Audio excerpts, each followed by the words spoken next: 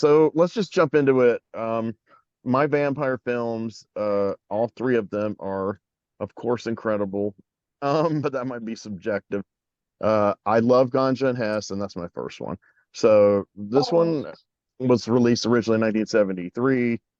I have a long relationship with this movie. I've reviewed it for different magazines. I reviewed it for my ex-wife's website. I made a special on it on this group I moderated.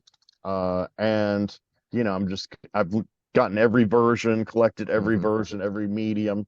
So the current Blu-ray version is the composite final version.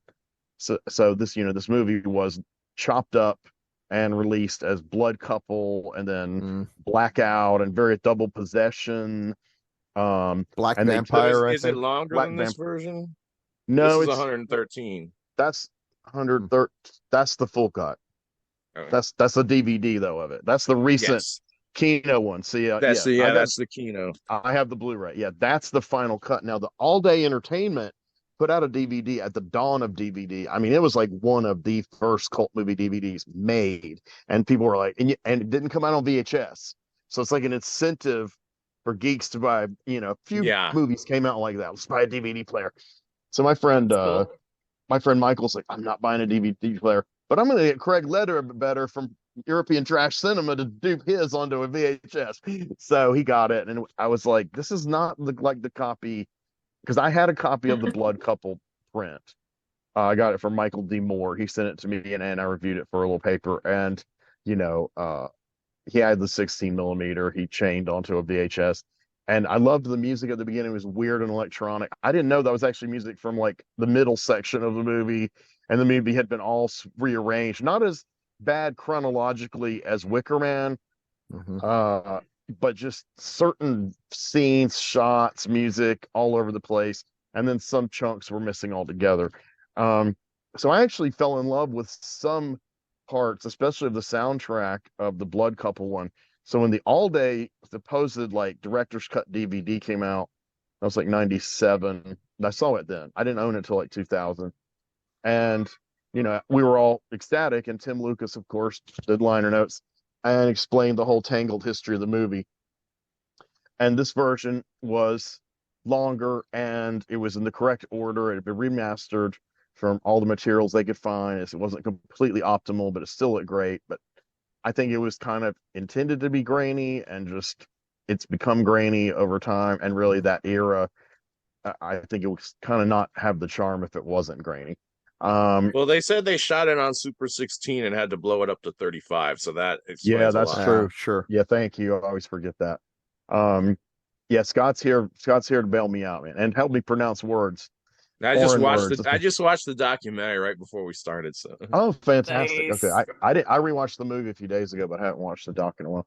But all those people that were alive when the All Day one came out, which were most of the people, but not the two key. Well, arguably yes, Marlene Clark, his Ganja, but Hess, Dwayne Jones from Night of the Living Dead was deceased by then. Hmm. Bill Gunn, the director who plays George Maida, who you see a couple of shots in here, is this deranged guy, um, Ganja's husband. He was passed away too.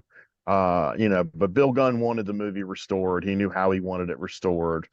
Um, I don't want to say he fell on hard times, but he kind of had to just take work where he could get it. He was kind of Yeah. finished as a director by the 80s. And there's a movie he did early in his career, and I always forget the name of it. And it's one of those everyone's trying to find. Mm. It was either a little before or a little after Ganja and Hess. He did those two, but in the They 80s, mentioned one called Stop. Is that what you're thinking of? yeah, that's it. Stop. And in the 80s, he made something called Personal Problems that he shot on not as high end video as you could get in the mid 80s. And it is like a soap opera. It's all black Hmm. characters, and it's in segments. And so uh, Kino also rescued that and brought it all together, the entire thing. I think it's like 3.5 hours, the whole thing.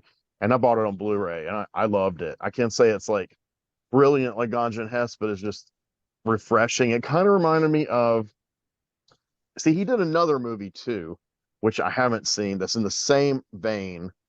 I can't remember if he directed or if he just co-starred and produced it, but that one I haven't gotten yet. But what I'm getting at, this was around the time that Charles Burnett was coming up and Julie Dash. So this is when the Black Indie movement was happening. So he was starting to work with some of those people, like to help him do stuff. So some of the flavor you get in some of those movies, like To Sleep with Anger and Daughters of Dust. I'm not saying that his two shot on video movies are like those or as good as those, but there are some overlap of people involved with it and some themes. So I tend to lump those into kind of must have been a movement. Some kind of movement. I don't know if anyone else has labeled it or not. I just call it mid '80s black indie cinema. More than anything else. Till someone corrects me. Spike Lee, where are you? As far as I'm concerned, like scholars just kind of make this stuff up as we go. So you have every right to coin that as a movement in cinema. Go for it. I just don't want to sound pretentious, that's my fear. Fair. Too late. No. So the bottom line is this was marketed as a blaxploitation movie when it was briefly GANJA and HESS in theaters, and then of course when it was marketed as a black horror film like Blackula, which we discussed in the previous segment that Keith went into great detail, and also Bill gave a lot of insight into. And of course, there's other, to me, good to great blaxploitation horror films. Actually, my favorite blaxploitation horror film, barring GANJA and HESS, is JD's Revenge, and I think everyone needs to see it. Arrow restored it recently, like 2 years ago, and it's gorgeous. And I reviewed it on this channel, and I love it, and it holds up. And Glenn Turman's just an amazing actor, and he went on to do so many obscure and iconic things. Of course, most people know him from Gremlins. Like the one guy, black guy in Gremlins, the scientist. Yeah.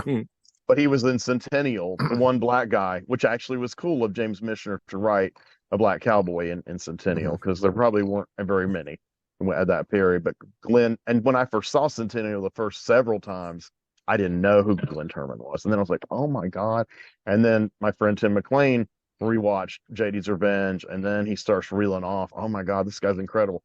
So I had just finally. Everyone says Blackenstein is terrible. Do you agree? It's the worst. It's that's terrible, but it's fun to watch once every couple of years. I do. Also, I mean, it's ridiculous. I'm not going to lie. So it's totally. You can't ridiculous. even tell what's going on. Well, the Blu-ray is pretty. It's as good as it's ever gonna look. It does look way better than it did. Well, but that's true. There's only so much you can do. That also reveals a lot of flaws. But go ahead, Kaelyn.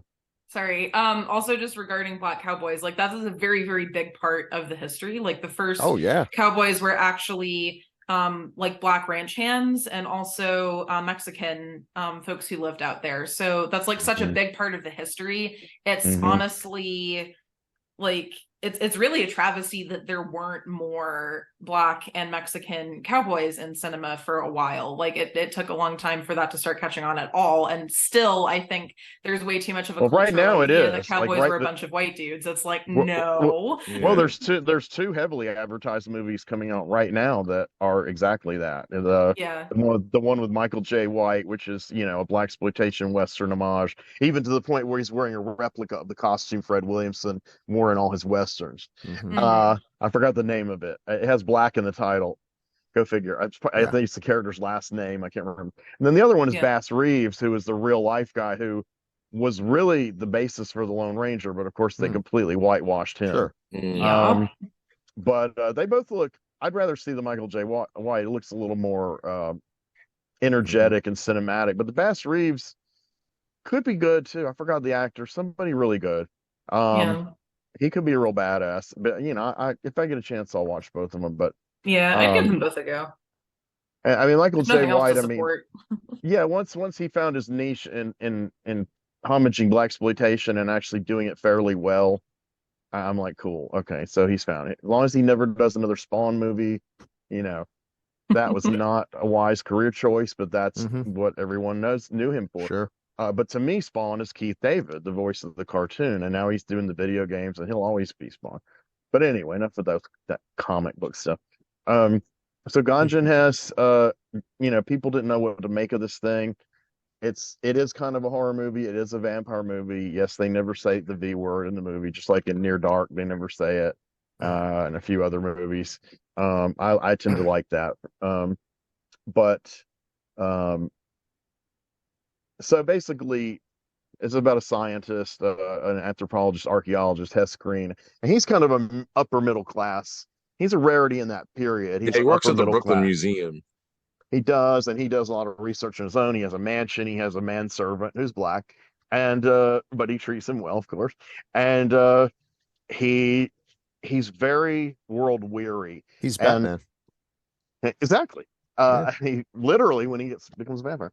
But he is. I just want to talk about his performance for a minute because this is where, watching this stuff now and seeing it circulate so heavily finally, and finding a fan base because I first heard of this movie in the early '90s and it was hard to even see, and then I got that VHS copy of the cut version in '96. But immediately I'm thinking, and I base it also on something that I read that Phil Hardy wrote. It was a missed opportunity, basically, to make a black Christopher Lee character, and because Blackula kind of was too, but Blackula's personality, even though he's royalty, his personality is very different than Hess. Mamuwaldi's gregarious, he's romantic, he's classy. This guy is like jaded and dissolute. He's very rich. He's very brilliant. He doesn't care about racism one way or another. He doesn't care about much of anything. He's just like, part of it's like he's pretentious and thinks he's too good. And then part of it is he just doesn't give a damn, which indicates maybe he's been through a lot of shit as a black man who grew up in the 50s and 60s. So it's Duane Jones. So that's like the greatest stunt casting in the world, to put Ben from Night of the Living Dead as this character who couldn't be more different than Ben, but actually was closer to the real life Duane Jones. I don't know if any of you guys, Bill, or have any of you guys heard any audio interviews of Duane from before he died, by any chance? I think I have a long time ago, and yeah, he really comes across as just super intelligent. Why there weren't more films with him? But he's a mystery. He was a professor, and they said he was kind of divided between wanting to teach and wanting to act. Okay. And I've seen another film that he was in called Fright House, and he did a good job in it, even though the film was kind of mangled. It was actually two films that they cut down and squashed together, and the other one starred Al Lewis. I mean, I can well understand that he found teaching more rewarding than filmmaking.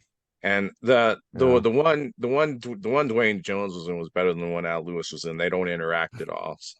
Oh, that's crazy! Like Train of Terror or whatever that one is. There's 3 movies. Oh yeah, that's fun. But yeah, but Jones, I mean, the way he came across to me in the final interviews, I've always thought he was gay in interviews, not for playing Ben or Hess because he's a great actor, but just interviews. And then this lengthy audio interview, which is probably the one you've heard some of, or maybe all of it, it's on the Criterion Night of the Living Dead. And he basically has no clue why Night of the Living Dead is so popular. He doesn't really care about it. It's just, George is my friend. I like these people, but I don't have anything to say about this movie. Interesting. And of course, everybody's horribly disappointed. And then, but he really seems like a kind of jaded. He seems a lot like Hess, except maybe not quite as brilliant or quite as rich, but a brilliant, cultured, gay black man. He might not be gay, but he's never mentioned in interviews, and they always mention that stuff in interviews in that period of time. So usually in that period of time, if you didn't mention it, they were probably gay. Not always, but a lot of the time. And there's nothing wrong with that. That's why I had my mom, because she would tell me who was gay. And she always turned out to be right years later. I don't know how she did it. My wife's good at that too, actually. She calls it for everybody, personal life and like famous people. Right. She's just like, that one's gay, that one's trans. And we're just like, okay, wow. That's funny. She calls it all the time. It goes right over my head. Yeah. Yep. So, but anyway, Duane Jones, there's a lot of him in Hess. And Hess, to me, is slowly becoming an iconic character. So basically what makes it a supernatural or a vampire movie is he's studying this ancient culture called Murthria, and it's this African culture that was very advanced, not like Wakanda advanced, but advanced like esoteric, heavy into ritual and mysticism and magic. And he keeps getting these visions of I think they call the character like the Queen Mother or something like that. And she's kind of a very rotund black woman, and she's leading this tribe, and she's got this Mabel huge King of the Wiz fame. Mabel King, and she's got this huge, amazing headdress, and the music is so creepy, but also appropriate because it reminded me of African Sanctus by that guy, did the field recordings and add electric instruments, the Fanshawe. And it reminded me of what that was, which was a mix of the haunting nature of these authentic field recording chants with like studio effects echoing it and really heavy echoing it. And so he keeps seeing that vision of the pan of her and hearing that. And some of that's disjointed in the blood couple cut, but it's all kind of in the right order in the final cut. And what the final cut did is it took a few shots and a little bit of the music that had been lost that was only in Blood Couple, that was not in the all day DVD, and it edited it back in. So it is now complete finally.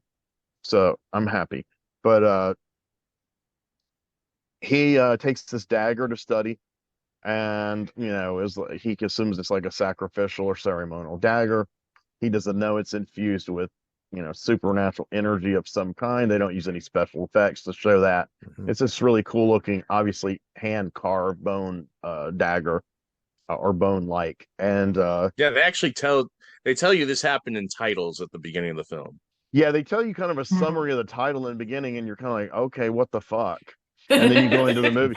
See, in the rearranged version, they wait until the big event, which I'll get to in just 1 second, to do that, to show that what Scott's describing. But in the original version, they do it right in the beginning. And with the gospel-like music going through, and the music is incredible. Sam Waymans plays the preacher in it. He does the soundtrack. It's got every style of black music you can think of. I mean, and music really of the time. It's got funk, gospel, R&B, electronic shit, horror movies, cues. And he's brilliant. It's brilliantly arranged. And it's really evocative and haunting and very authentic. And there's a lot of things about the church and kind of the specter of the church in the movie, and different people interpret different ways, since that's not always, but usually traditionally a way to fight vampires is through God and crosses and all that symbiology. I think this movie kind of turns all that on its head. Some people disagree, but I'll lay out both, but real quick after I finish the plot. So George Maida is a guy who's going to study with him. He comes to stay with him for a few days. This guy's he's an upper class black guy too, but he's very pretentious and obnoxious. He's like a pseudo hipster, and Hess is so jaded, and it's like the guy's like, yeah, isn't that cool? Isn't that cool? And Hess is like, he doesn't even answer. He's just like, this is embarrassing me, in my own house, and so Maida has severe mental illness. And so at one point he gets up in a tree and Hess is like, what are you doing in that tree, man? He's like, leave me alone. I'm losing it, man. And then he gives him a cup of wine or whatever, and he's drinking, and then he hands it back to him. And then he's like, hand me my cup again. And he's like, what are you doing? What are you doing to my cup? And Hess is like, I was removing a few dead ants for your information, And then he's like, what would you do if I hang from this tree? I was like, well, you may not know this, but I'm the only colored on the block. So if a black man washes up on the shore back here, you better believe the authorities will be talking to me. So sometimes the black in him comes out, and it's just like scathing, it's like so cool. But and so he's like divorced. He has a son who's probably biracial. They're both super fluent in French. There's a whole scene of that, which, for a lot of people could cut it out, but I like more flavor to this movie. And that's really what a lot of the movie is, atmosphere. So the action really is when Maida really loses it and stabs Hess with the dagger and kills him. But Hess comes back to life. While he's getting used to coming back to life, though, Maida has this little ritual of his own, and he shoots himself in the heart, and he falls over, and Hess discovers them, and the blood's dripping out, and he just he supplicates himself, because Hess is such a dignified guy, but he just gets down on the ground, he's licking it up, And so that's when they don't stop and give you a ton of exposition and explain all this. Next thing you know, he's robbing a hospital. he makes a trash can blow up, and he robs the hospital of all of the bags of blood. And to the music to that is this really heavy 70s blaxploitation funk, beautiful melody. And he goes to a prostitute, and I wasn't sure exactly what his logic was. He seems like he's going to prostitutes. He's lonely and likes sex, but of course he's not exactly Mr. He's an egghead. Most when hookers aren't going to be like, oh yeah, let's talk about archaeology. And so he'll go to hookers. He goes to a hooker first, and the pimp breaks in and wants to make sure the guy gives her the money. They haven't had sex yet. And then he tries to take Hess's money, and he stabs him in the back, which does absolutely nothing. And then finally he gets in the hallway and he shoots him like 5 times. Again, rips his shirt, the Luke Cage thing. And Hess there's a lot of tumbling and rolling around. The few fight scenes are very visceral and chaotic, and lots of handheld cameras swinging up and down, feet going up in the air. Yeah. It's kind of like you're wrestling at home on your rug as a kid. It's not gritty, but it does end up violent. And because he like stabs the guy's throat and his blood just starts spurting out. And he kills her. It's too. a close, so it's like a scalpel. He's like, ugh. It looks really real. Yeah, it does look real. And maybe that's why Duane. No, just kidding. He's a killer. So he does these things, and then I think what last like adventure he has is he sees another prostitute, and he kills her, and she has a baby, and he leaves the baby there. I mean, someone's gonna rescue the baby, but I was like, damn man, you're getting. No pun intended. You're getting really cold-blooded with the shit. Because it seems like he's trying not to be. He's kind of like Morbius. I would compare him, not in the movie version, though. Movie sucking or not sucking, the movie was a straight adaptation from the comic book plot-wise. But the comic, though, Morbius was very similar to this character. A brilliant guy. He's trying to resist it, then he goes crazy. And in a way, Blackula was that way too. But Morbius and Hess share that thing of robbing the hospitals for the blood. Right. And but Hess did it, Hess did it a few years earlier. So he meets GANJA, and she's George Maida's wife, widow now. He's disposed of his body. He's in a freezer. I don't know if you can see this little tiny picture of him frozen. And of course, we don't really know that for a while. We find it when she stumbles upon it. By this time, they've become kind of romantically involved, and his story is that yes, George Maida had a breakdown. He ran off. I've never seen him again. I'm reluctantly going to let you be a guest. And he, like I said, he's jaded. He's like, I guess you can stay with me. But you can kind of tell it's so subtle, nuance, like the way he looks at her, like, she fine. It's like he's not just like And they really take their time introducing her, because it shows her in a phone booth, and it did like show like her chin and like the back of her head and her fingers, and like they take as long as they possibly can to actually show how beautiful Marlene she Clark is a beautiful woman and had an incredible body, and they fetishize just about every fucking inch of her, clothed or unclothed, through the whole movie in every mood possible. And that's why you get all these tons of stills of her screaming and yelling and running around and doing stuff and looking really cool. So she's a complex character, and when she discovers George's corpse, they kind of have a talk, and he's like, I didn't kill your husband. That's like all he says. He's Mr. Stoic. And she's like, okay, well, and then she gives him this long monologue about her life and her mother and why they named her GANJA and all this kind of stuff. And some people will find it interesting. Some people will find it tiresome. I like it, but I think it's of its era. It's definitely of kind of a character who's a woman of the 70s, and a black person and a black woman who's just liberating themselves and trying to like deprogram all the bullshit that they grew up with, all the people dumping their toxic stuff, because apparently her mother just made her feel like shit. And her husband wasn't much help because he was a loony bird. And I'm mentally ill. I get to joke about it. But anyway, so the audience is like, hit that button. I'm never going that channel again. Fuck you. So here. Ha, ha, ha. Yeah. So they get married. Same. They get married. They get officially married. And by the this time all full of famous people. Yeah, and by this time, she kind of knows what he is. and he's going to be lonely because he will live forever, and she won't. And so finally you start to see, I mean, it's not like he's florid and crying, but it's much as this character can do. His dam has broken. He's deeply in love with this woman. He wants her to be his companion. And so it becomes that romantic, like, let's be companions for all eternity thing.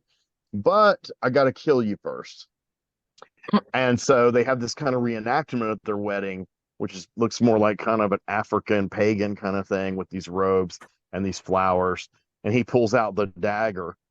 And I guess she thinks it's part of the ceremony. And then he stabs her. So she dies. And then when she comes back, she's extremely disoriented. But after a while, she starts craving like live blood. And so Hess, he's an open-minded guy.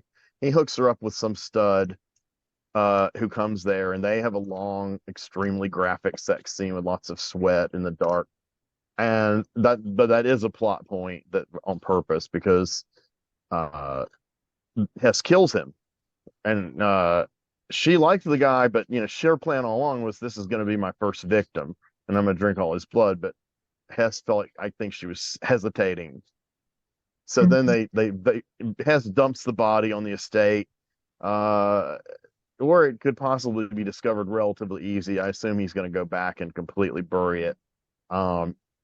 And she's kind of like, he moved. I think he's still alive. And so we've never had any inkling that vampirism can be passed the traditional way in this movie. So keep that in mind. So as we go through the movie, Hess starts feeling he wants redemption, and he decides, for the hell of it, to go to the church that he's hung out with before. He's friends with that preacher who's the actor who did all the music also. And they kind of baptize him, and the sign of the cross hovers over him. And he found out earlier in the movie that the sign of the cross was the one thing that could possibly kill him. Sunlight couldn't do it, but the sign of the cross could kill him if he witnessed it for too long, and if the shadow fell upon him, is what it said. So the shadow falls upon him, and he kind of disappears. His fate is kind of unclear, and he seems to be kind of happy when he dies. So this is where you get the subtext of this movie. A lot of people like Phil Hardy, and of course I believe Bill Gunn himself, and I agree, is that the subtext is the Christian colonizers came into Africa, stole their mysticism, ripped them away from this mystic world and put them into this other world, and made them the victims of a different kind of blood addicted system, capitalism. Because the reason the culture died is because they became addicted to blood, and they just basically all killed each other and feasted on each other until they were dead. But the dagger had all of that like magic and psychic resonance of all that infused in it, so it could carry on the curse. And but I a long time ago I talked to a Christian friend who saw it, and he was like, "Yeah, it is a happy ending, man. Hess gets saved, and I mean he dies, but he gets saved." And I'm like, "Okay, that's your trip, man.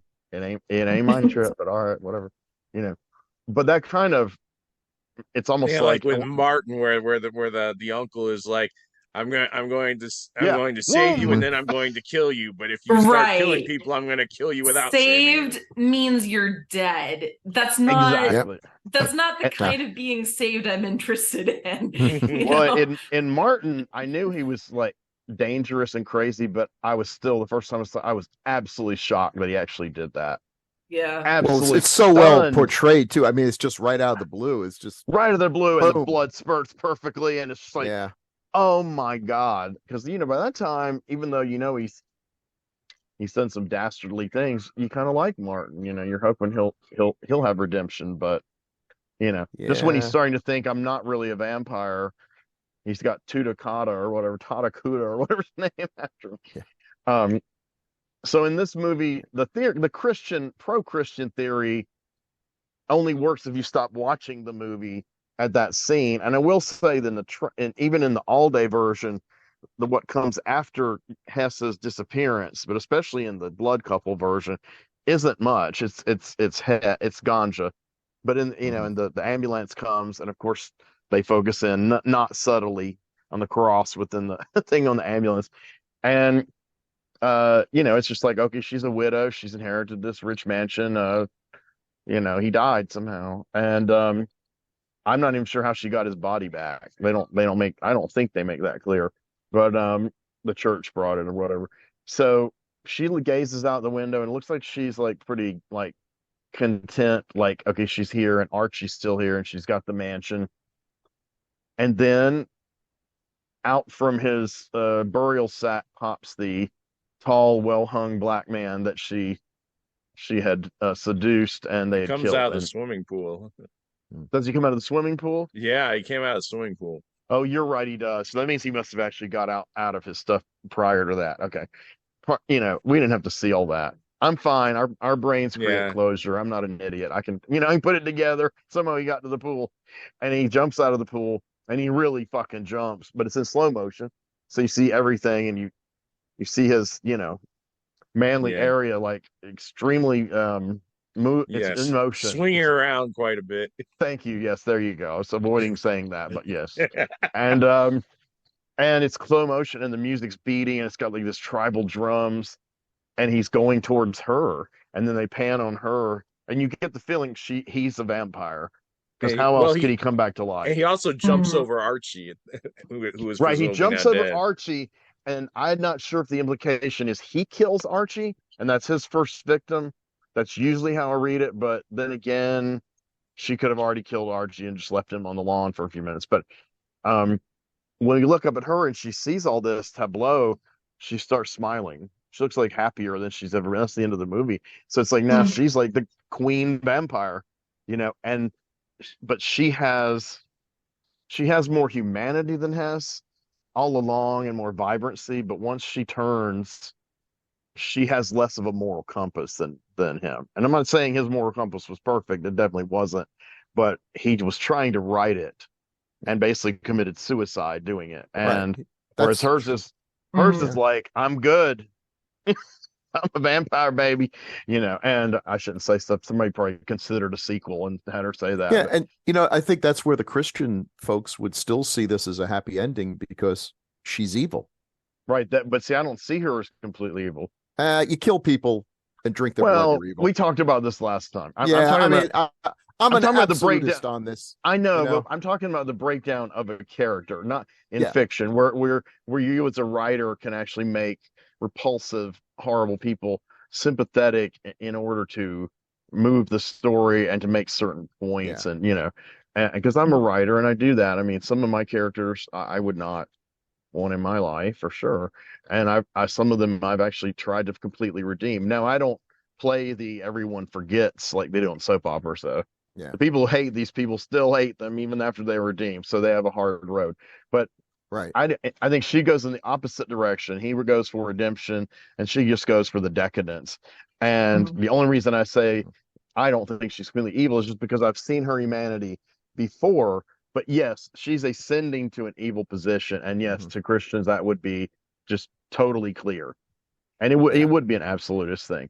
I'm looking at it where I accept that what you said totally. Really, it's just after you've had that journey with that character, and then that happens, and you're like, it makes for a more interesting story. Like, how do you the dichotomy between the two is great. Yeah, it's like, damn, I really kind of like this chick, and I don't know what she's doing, man. She's just like, she's not even. I don't get super upset with people who, to me, have a very weird view of vampires, that they're not evil, because at the end of the day, there are no vampires. So this is completely Marvel versus DC. It's like, you think they're okay, I think they're evil, but in the end, we're just pretending that things exist that really don't. I know. And this is where I am found dead tomorrow morning with 2 holes in my neck, completely drained of blood, and my absolute fear comes true that the word ironically appears in my, obituary.